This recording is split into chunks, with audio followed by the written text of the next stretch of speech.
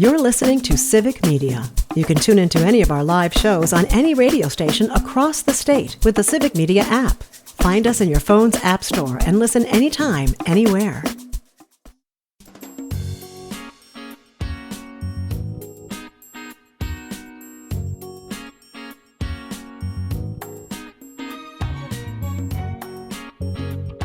Live across Wisconsin on Civic Media, you're listening to Mornings with Pat Kreitlow, powered by Up North News. Now, from our Lake Wissota studio, here is the founding editor of Up North News, Pat Kreitlow. And good morning, 8:06. Nice to have you back here up north on this Wednesday morning, June 4th. Parker Olson is at Madison Studio 2A, and Earl Ingram will join us in just a sec here as well on another day that is still a little smoky, a little hazy, but more sunshine, thankfully. Upper 70s for by and large today across the state. And hopefully we'll get to check in tomorrow with meteorologist Brittany Merlot and learn more about the forecast. A reminder to sign up for the Up North News Daily Newsletter. Get that at upnorthnewswi.com. Click subscribe in the top banner. You can subscribe to the weekday morning edition, the Sunday morning edition that I put together on Wisconsin politics, and our new weekly Saturday edition dedicated to some of the good news and features behind Wisconsin sports. All of that and much more you can find at our website, upnorthnewswi.com. Always nice here now on these Wednesday mornings at this point to welcome in Earl Ingram to the program and check in on some of the stories that he's following in the southeastern part of the state. We'll talk to James Kelly later about stories he's following in the northwestern part of the state. Earl, good morning. How are you? I'm doing fine. How are you, Pat? I'm great, thanks. I was talking to Todd Alba last segment, and then we were talking during the news break, and we were explaining to young Parker Olson here how radio stations used to work back in the day, and we got to talking about carts, and which we were talking about 8-track players, and Parker yesterday didn't really know what an 8-track player was. We had to explain it to him, and we had the commercial carts that were like that, and Earl, your radio career, like mine, stretches back to ancient times. And was there either a piece of equipment or something that you did back when you first started that you look back now and you go, I can't believe we had to do that back in the day? Well, I have to tell you, Pat, I'm kind of a recent guy to radio. Yes, you are. Yes, I've only been in radio about 18 years. Mm-hmm. And by the time I got into radio, the carts were long gone, and I'm glad they were. I mean, I see vestiges. I saw vestiges of them in the studio over in the corner, and but that looked like that used to be a lot of work. It was a lot of work, but you do remember 8-tracks. Oh, absolutely. But I also tell you that there used to be a lot of bodies that worked in radio stations. Yes. And, that has been erased. And the people who've been around a long time would tell me about the stories about how many different people worked in radio and just in one studio. And by the time I got there, most of that had been erased. Oh yeah, it was such a different era, and I love reading up about it on some of the old legacy stations and what all was involved in. And from our station down in Racine, I mean, that is your classic old-timey radio studio. You can completely tell how there were people that worked in this room, this control room versus this room versus that room. They used to have the heavy curtains there to dampen the sound because there might be live bands inside, and I really get a kick out of that. Don't get me wrong. It's great that I'm doing this from my home office. You're probably doing this from your home as well. That technology is great, but there's definitely something missed back when it was much more of a collaborative effort. So I would say to you that I concur, because I remember again when I first got into it, Willie Davis, the former Green Bay Packer Hall of Famer, was the guy who owned the radio stations, and just the activities, being around all those people, like a different family. I kind of grew used to that and kind of miss that. Yes. Oh, the camaraderie of a radio station and a newsroom. There's just really there is nothing else like it. Hey, I wanted to ask you about some stories that you're following, and one of them is especially troubling, quite frankly. And it is the ongoing rash of fires in apartment buildings in your area, multifamily housing. And it brings back memories of my time in the legislature, again, going back, but that just tells you how long we've been talking about this. This whole notion of these older buildings not being required to retrofit with sprinkler systems, something that you would need now. But I know from being inside that building in Madison that there's all kinds of pressure all the time not to make these old buildings as safe as they could be.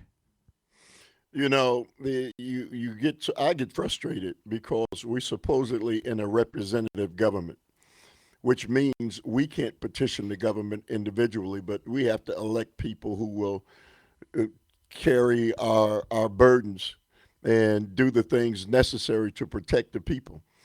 But at 70 years of age, I know that that's not the case, and it didn't just get to be that way. And so when you have people who you elect who are supposed to look out for the well-being of you and your loved ones, and they're more concerned about the lobbyists and the people who have the money. And this all came to a head on Mother's Day here in Milwaukee when 125 family unit caught fire. Some say it was somebody set it afire, but 5 people died in that unit, 125 family unit with no sprinklers, and they were waived because the building was old. Well, there have since been several other fires in 25 family units and above, no sprinklers. So the chief of police, Aaron Lipsky, is really beside himself, and he's demanding change. That change can only come in Madison. And this is not a Milwaukee problem. This is a problem across the state and probably across the nation, where older buildings don't have to meet those codes. And I would say, if you own those buildings, you should figure out a way to pay for having those sprinklers put into your buildings. You're not a pauper if you own buildings that have 125 families in them. No, absolutely not. In a Milwaukee Journal Sentinel article from Gina Lee Castro, the headline says, "We need not just affordable housing, we need survivable housing as Milwaukee reconsiders sprinkler requirements after a fatal fire." Her story says, presently buildings built before 1974, no matter how many units they have, aren't required to have a sprinkler system. And so folks might be saying, well, wait a minute, isn't there some degree of local control? Can't a local government take care of this? No, because the story goes on to say that a state law signed by Governor Scott Walker 12 years ago, Act 270 it's called, prevents Milwaukee from requiring sprinklers in older buildings. The law stripped Milwaukee and all local governments of their ability to adopt municipal ordinances that are more restrictive than state law, according to City Attorney Evan Goyke, who also served in the legislature. And Earl, if there's one thing we know about the Wisconsin legislature, not just the Republican control over these past 14 years, but there are a lot of landlords amongst those legislators who did things like this law that Scott Walker signed that removed local control. The hypocrisy in it is we talk about democracy. We talk about what it is and the importance of it. But the longer I live, the more I look into it, the more I really shake my head. Because when you look underneath the garment, you're going to find something that is really not appealing and appetizing. And I think that part of this is that if the American people, especially, living in Milwaukee is all my life and being from Wisconsin and knowing these things and these arrows that have been shot at my community, it's more than frustrating. And to be honest with you, Pat, I don't see an end to it. But again, this is not an issue that's a Milwaukee issue. It's an issue across the state and probably across the nation where elected officials have chosen to support those with money and the lives of those who basically are the average citizens come second. I was looking at just clicking through some links in the story here, and it takes us to a 2019 story about the number of legislators who double as landlords and pass bills that undermine renters' rights. It notes, and again, this is from 2019, it noted that Assembly Speaker Robin Vos is a college town landlord with 23 properties, back then worth nearly $4 million, and has done things like speed up the eviction process, eliminate some tenant legal defenses, limit the power of cities to police landlords, and cap fees that are tied to building code violations. None of these things, Earl, ever come up during legislative campaigns because they're always on the bigger issues, healthcare, crime, whatever. You don't see ads about, a legislature of landlords. And as a result, you see these terrible tragedies about buildings that aren't retrofitted with sprinklers. But it seems to me, after all these years, this might actually be an issue that's going to resonate with more people, again, not just in Milwaukee, but in any town that has old apartment buildings going, wait a minute, I don't think these guys are looking out for me. Well, for the most part, I would say that people who live in apartment buildings that are old and that don't have sprinkler systems aren't exactly well off economically and financially. And so who speaks for them? My argument has always been a vote is a vote is a vote. And whether or not you're a person who struggles economically or whether or not you're a wealthy person, the representation should be the same. But you just pointed out a prime example why it's not the same. And we've got to do everything within our power to educate people, to understand what the real issues are in these campaigns. We really should. And I want to go back to the original article and note that that there is an alderman there, Peter, is it Bergelis, who is suggesting a way to circumvent the current state law, and that would be requiring landlords to disclose to tenants ahead of signing a lease that an apartment doesn't have a sprinkler system. And Goike said that he supports the idea and is going to do some research to see if Act 270 could restrict that. So again, it's not the same as requiring a retrofit, but I mean, it's a positive step at least to notify somebody that, hey, you're about to sign a lease of a place that's old and does not have sprinklers. I guess I would say if you talk to the families of the 5 people who lost their lives on Mother's Day and all of those who in the past who also lost their lives, they would look at this in a much more urgent manner than those of us who have not suffered that consequence. Yeah, there are definitely baby steps would not get it done at this point. Earl Ingram is with us here on these mornings across the Civic Media Radio Network, where it's a Wednesday morning. It's June 4th. Let me take a moment to give you an update on sports here, especially anybody that might be hoping to wake up and find out that the Brewers had extended that 8-game winning streak. They did not. They had a chance. They had a runner on, and Jake Bauers was a pinch hitter at the plate. Had a chance to hit the tying home run in the 9th inning, but T.J. Friedl of the Cincinnati Reds made a leaping catch for the final out. The Reds hang on. They beat the Brewers 4-2 and snapped that 8-game winning streak on Tuesday night. Kenosha native Gavin Lux drove in the go-ahead run for the Reds with a sac fly in the 7th inning. Now, that Cincinnati series wraps up this morning. Pregame begins at 11:05 on several Civic Media stations, and then the first pitch is around 11:35. The Brewers are then off tomorrow, traveling back home to take on the San Diego Padres at American Family Field. From the heart of America's up north, live from Lake Wissota, thanks for making this the place to spend part of your mornings. I'm Pat Kreitlow. This is the Civic Media Radio Network.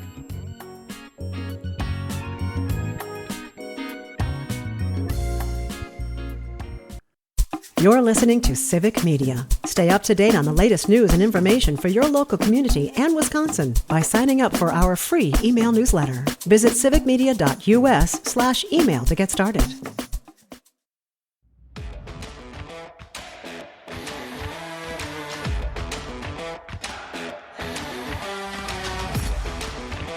Coming up in 30 minutes, we'll talk to James Kelly, who's following news for Civic Media in the northwestern part of the state.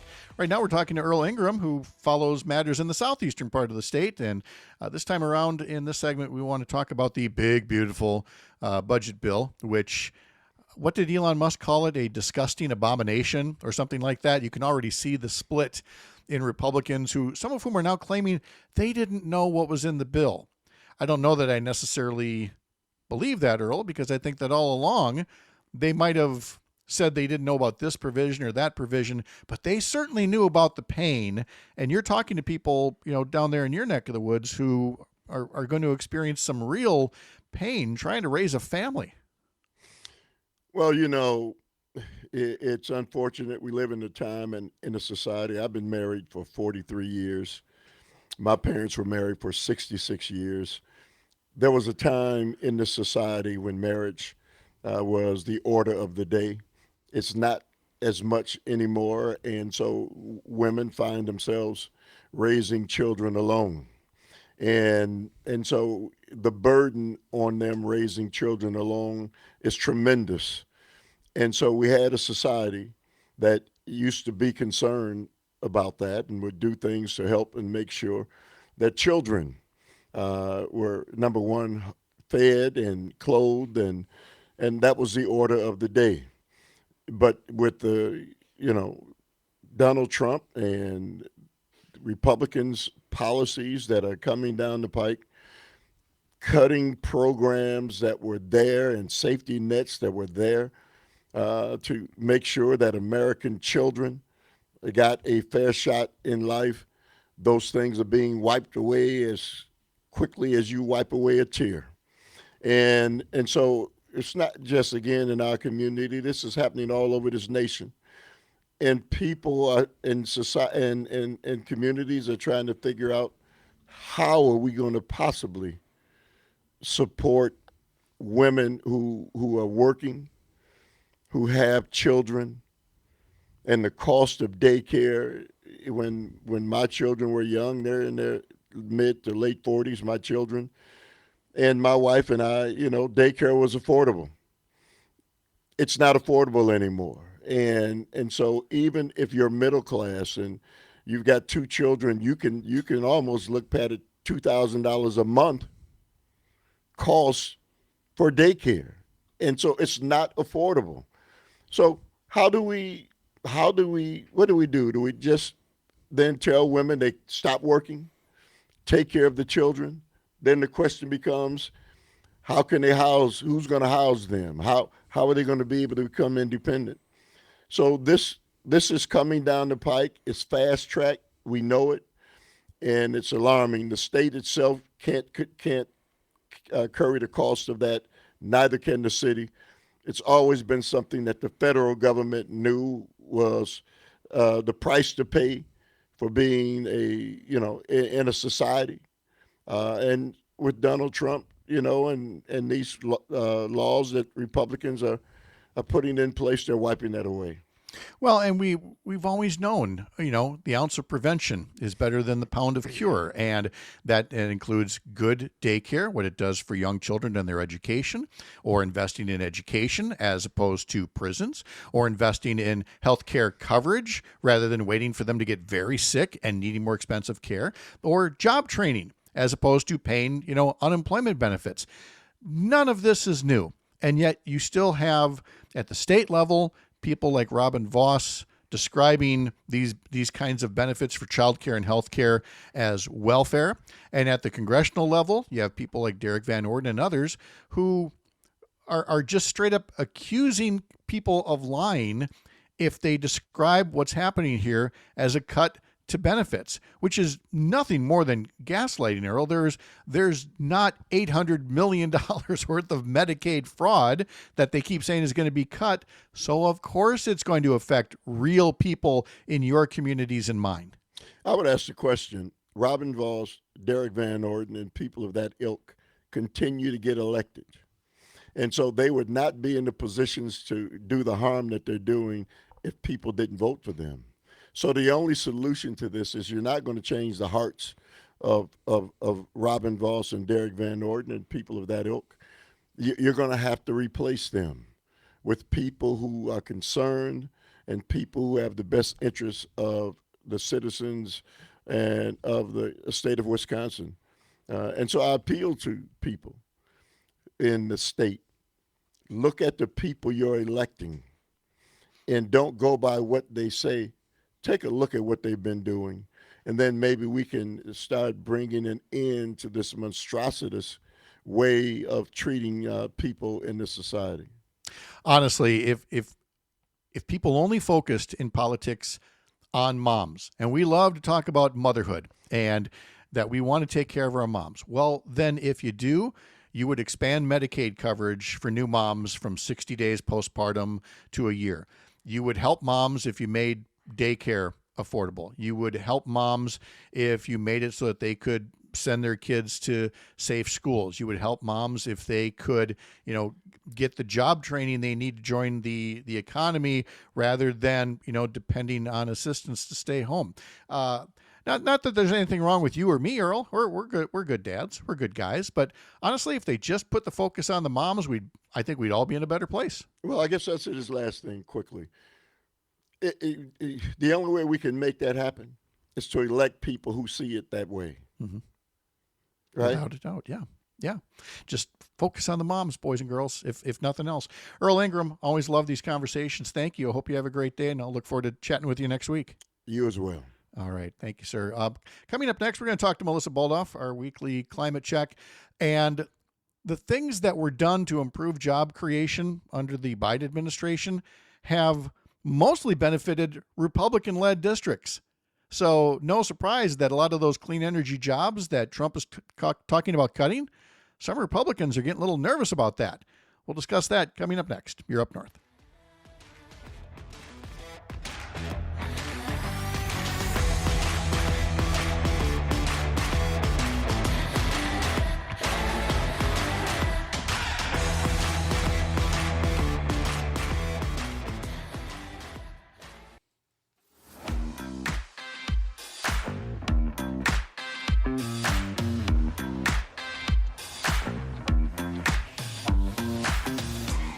From the text line, where's Brittany Merlot?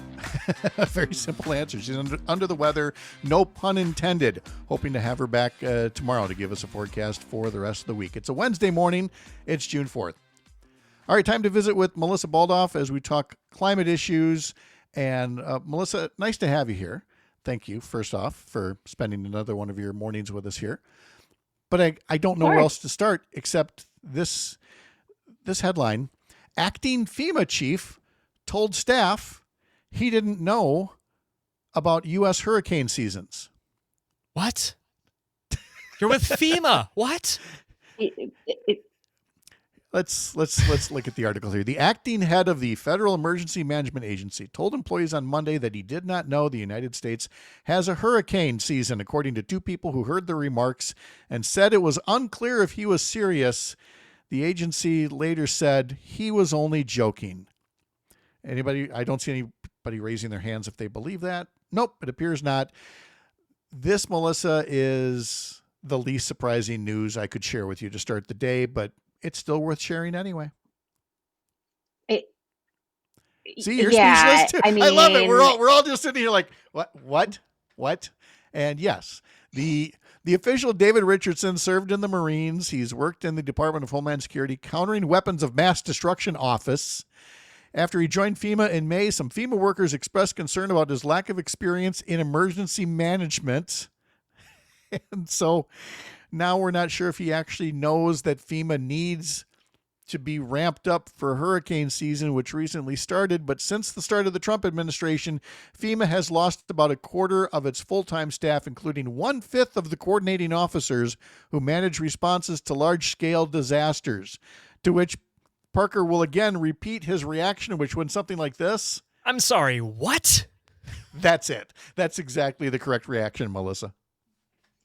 Yeah, it is. I mean, this is, I don't even know what to say to this. I mean, it's, if it is a joke, and I don't know that it is, it's not a funny one. I mean, this is about to be, I mean, hurricane season has started.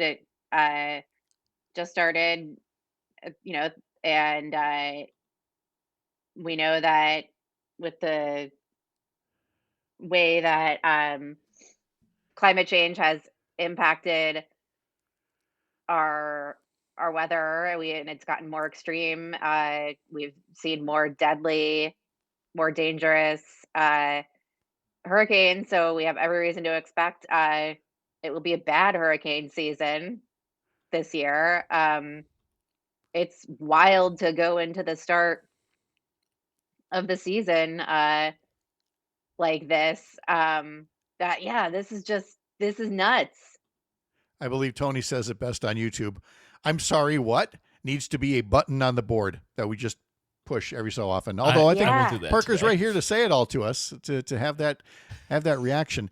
It's worth noting more from a New York Times article that Richardson's predecessor at FEMA was Cameron Hamilton, who was pushed out in early May, a day after telling members of Congress that FEMA was vital to communities in their greatest times of need and should not be eliminated. The comment appeared to be in conflict with President Trump, who has suggested that FEMA be eliminated. And so it was Cameron Hamilton who was eliminated. And so in comes Mr. Richardson on his first full day as acting administrator, told the agency's employees that if any of them tried to obstruct his agenda, quote, "I will run right over you." Seems like just the guy who should be handling our disaster response. And that's where we are. In the meantime, because what else can you say to react to that? Let's come back to how we started the day here, Melissa. We have been talking about this budget bill, the big, beautiful bill that, Elon Musk now calls an abomination. We've been talking about this for weeks, about the things that are in there, the cuts that would hurt, including job creation in new energy industries. And yet the lead story nationally today is about the number of Republicans in Congress who are now saying they didn't realize what they were voting for. They didn't realize everything that was in the bill. And that may be true, Melissa, but they certainly realized that they were cutting off their nose to spite their face when it comes to creating jobs in their own districts from President Biden's Inflation Reduction Act. Mhm. Well,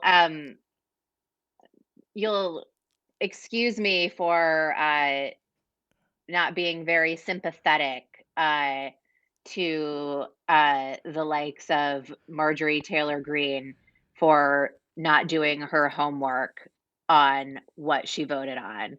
Um, but I'm not surprised to learn that that a number of these Republican members of Congress had no idea what they voted for, because we know that what's most important to them is just going right along with the Trump agenda. They aren't thinking for themselves. They aren't thinking about what's best for their constituents and what's happening back home in their districts. They are thinking about what is going to make them the most likable and the most, make them appear to be the most loyal soldiers for Donald Trump and his agenda.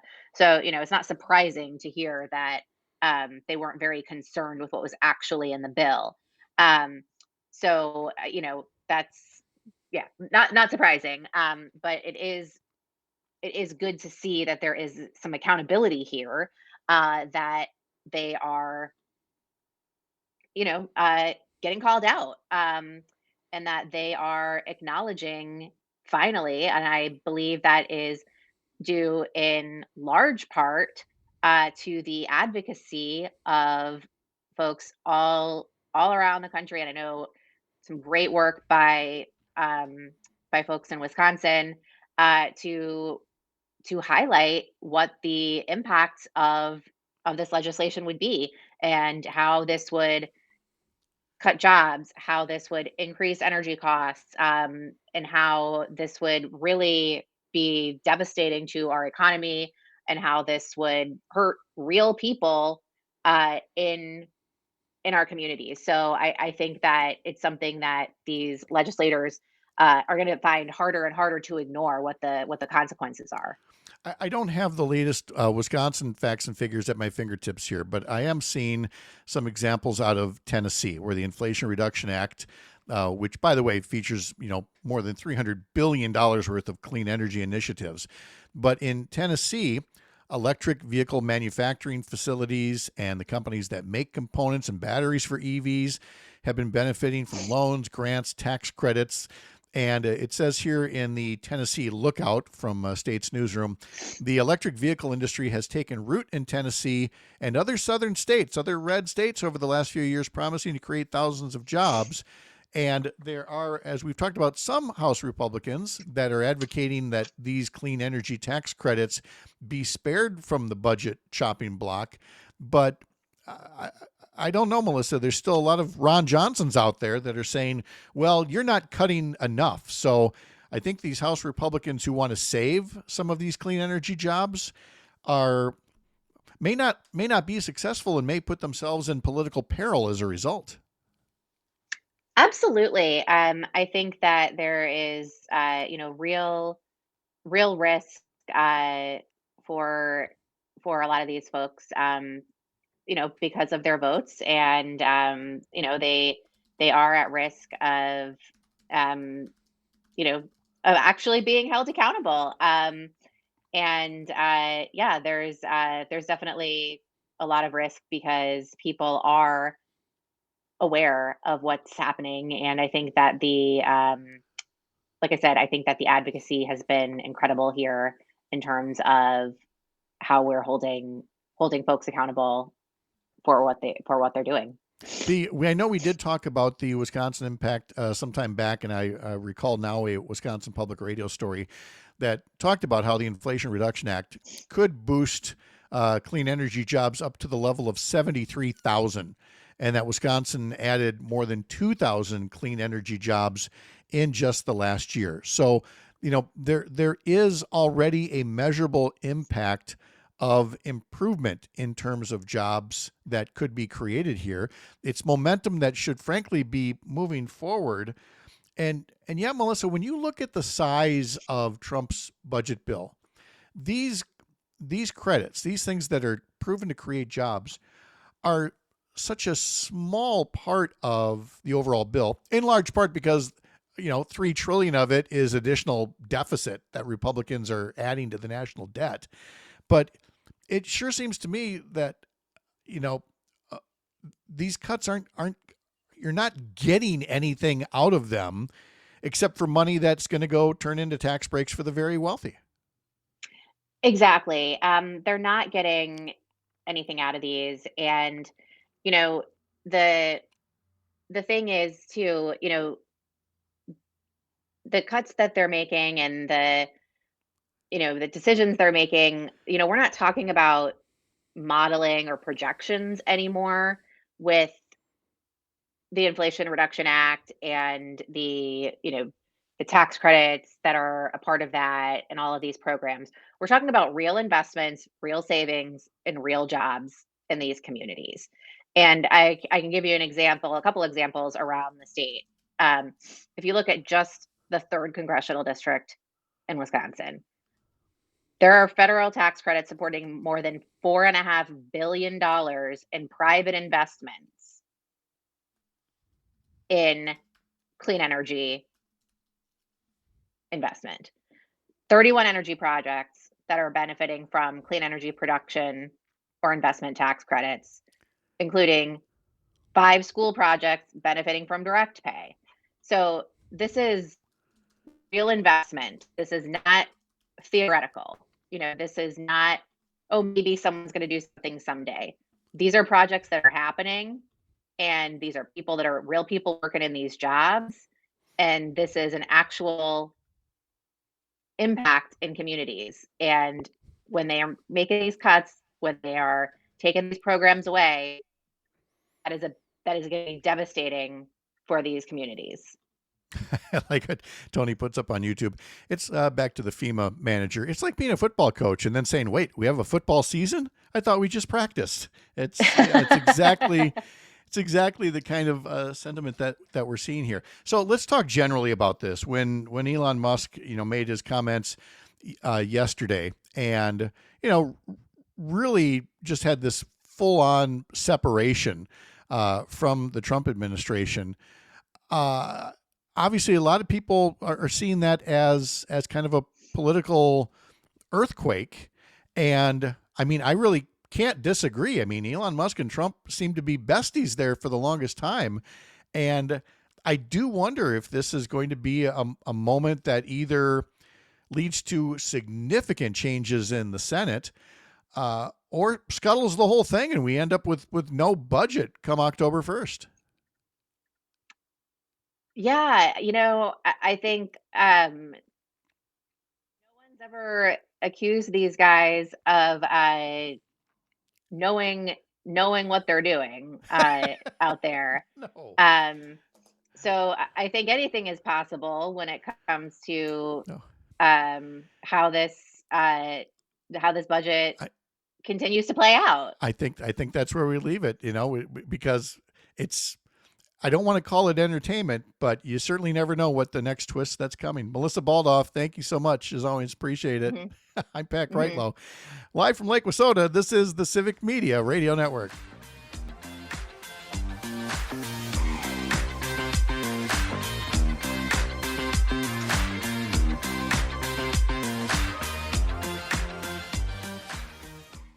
You're listening to Civic Media. Find the latest news, information, and archives of all your favorite shows on the Civic Media website, civicmedia.us.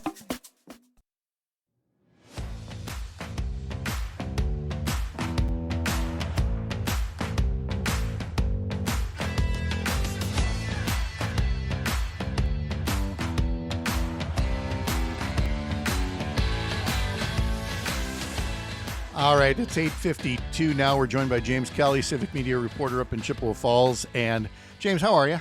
Oh, I was going to say good morning, but I don't know if I can quite say that if the air quality isn't listed as good. It is really something, all this smoke that we're dealing with out here. I was a little delayed here because I see a note here from Tony up on YouTube. I hope you guys talked about James's story about Congressman Pocan being at the Pablo Center in Eau Claire. Derek Van Orden commented on that story on the Facebook page for our Chippewa Falls station, 93.5 The Tap. Oh boy. And sure enough, yes, there's Derek Van Orden on Facebook commenting on Congressman Pocan being in Eau Claire, talking about the Trump budget cuts, which, again, I'm not going to rehash all of yesterday's rant. Feel free to go check it out, whether Congressman Van Orden maybe needs somebody to take away his password. But yes, James, you did do a story about the congressman coming to Eau Claire to do a town hall because Congressman Van Orden won't.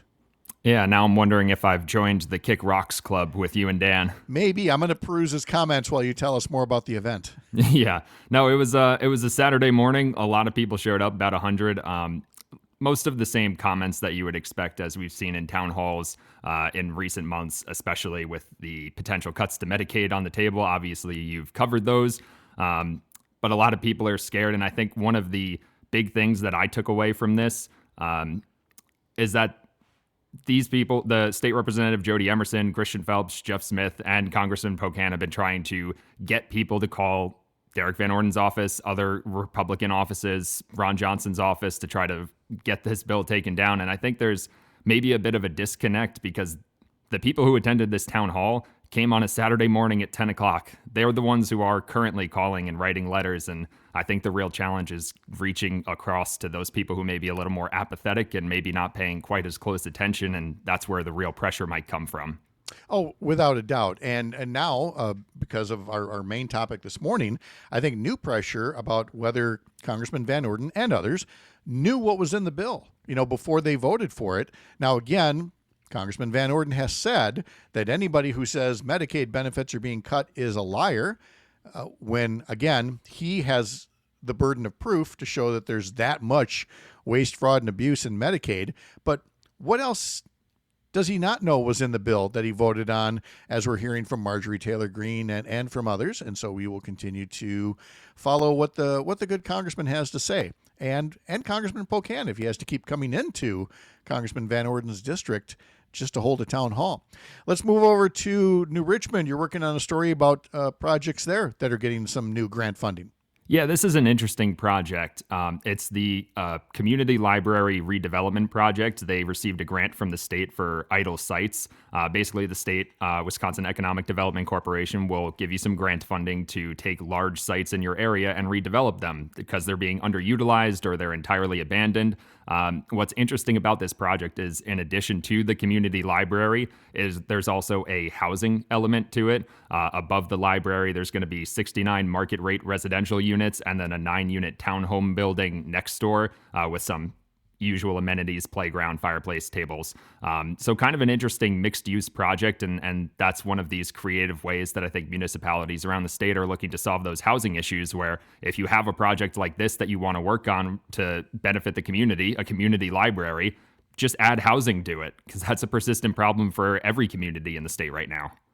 That makes perfect sense. I mean, more bang for your buck. Let me come back to the budget cuts for a moment, because we've got a story of Doge, the Elon Musk group, saying that there is an office lease in Rice Lake that's going to be terminated, and why some folks are unhappy about that. Yeah, so that is the U.S. Geological Survey office. It's based out in Minnesota, but they have a Rice Lake office here, which focuses on stream gauges, kind of monitoring water quality and water flow. Pat, we've talked a lot about how conservation-minded Wisconsin is. Generally, whether it's Democrat, Republican, everyone seems to care about conservation issues. This is one of those things where these people test water quality and water flow, and they identify problems and they do maintenance on these things. Now, the staffers from the office say this work will continue, but it will be a little less efficient and more difficult to do. And there could be things that maybe fly under the radar because they won't have that office located here when the lease ends in July next year. Again, just so penny wise and pound foolish. And then finally, a story that we mentioned on Monday morning as well, that some folks who have wakeboards, or wake boats rather, these big powerful boats, are suing a Burnett County town over a potential ban on a lake. Yeah, and we've seen these ordinances pop up across the state. I believe this is the first actual legal action that was filed against the ordinances. It is based from residents who live in Florida and Texas, but they do have properties along this lake, Birch Island Lake, up in the town of Scott. And it's an interesting case. There's a real debate to be had between personal freedoms. Can you use this wake boat? And are we causing too much damage to this lake? Are we kicking up sediment that's going to cause algae blooms or change the composition of the lake, or maybe even allow invasive species to continue to spread? Exactly. And that's why we talked about the need for the legislature to get involved, so that you don't have a checkerboard of rules all over the state, or a legislature that should let local control stand and let each locality decide what is best for their lake. So that is a debate that needs to be had in Madison. James Kelly, reporter for Civic Media in Chippewa Falls. Thank you, sir. Appreciate it. Thanks, Pat. Mr. Olson, we'll see you tomorrow morning as well. You have a great day over there. Well, thank you. Yeah, you're welcome. Tomorrow on the program, Congressman Mark Pocan, along with Joe Zepecki, Chad Holmes, Sean O'Malley, talking about money and the markets. Coming up next is Matt and Air on Air here across the Civic Media Radio Network. And remember, later on today, more keywords, more chances to win in the Scotty Summer Text to Win giveaway. I'm Pat Kreitlow, founding editor of Up North News, the Wisconsin home for Courier Newsroom, a pro-democracy newsroom building a more informed, engaged, and representative America. Follow us on social media. Sign up for our newsletter at upnorthnewswi.com. Have a great morning. See you tomorrow, Up North.